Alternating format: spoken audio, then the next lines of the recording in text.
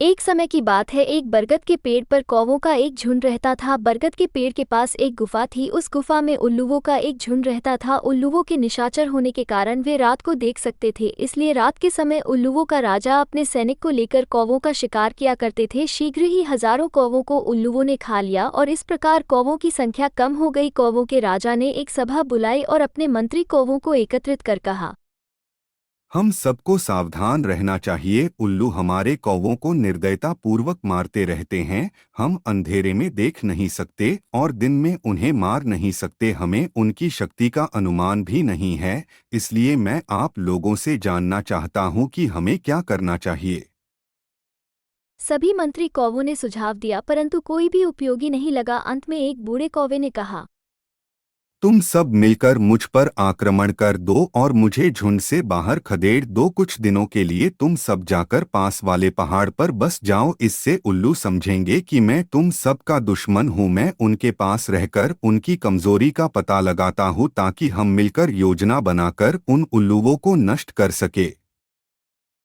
अगले ही दिन कौवों के राजा ने बूढ़े कौवा के साथ दिखावटी लड़ाई लड़ी और उसे पेड़ से नीचे फेंक दिया। फिर कौवे झुंड बनाकर पहाड़ पर चले गए। बूढ़े कौवे को जख्मी हालत में देखकर उल्लुओं को उस पर दया आ गई और वो उसे अपने गुफा में ले गए। बूढ़े ने उल्लुओं के राजा को देखकर कहा, हे राजन, मेरी रक्षा करो और मुझे गुफा के द्वार पर रहने की अनुमति दे दो। मैं तुमसे वादा करता हूँ कि मैं तुम्हें कौवों को मारने में तुम्हारी मदद करूँगा।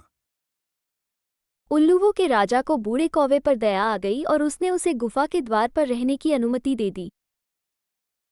एक दिन सभी उल्लू सो रहे थे। बूढ़ा कौवा उड़कर सीधा उस पहाड़ पर गया जहां उसके सब साथी सो रहे थे। उसने कौवों के राजा से कहा, हे राजन, आप सैनिक कौवों को एक एक जलती टहनी देकर मेरे पीछे भेज दे और जब मैं कहूँ यह टहनियाँ उल्लुओं के गुफा के द्वार पर बने मेरे घोंसले में फेंक देना।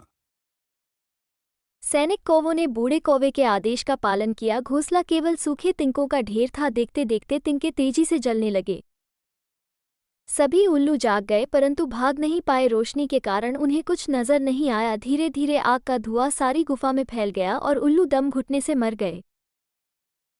इस प्रकार कौवों को अपने शत्रुओं से छुटकारा मिला। इस कहानी से यह शिक्षा मिलती है कि कभी भी अपने शत्रुओं पर विश्वास मत करो और अपने घर में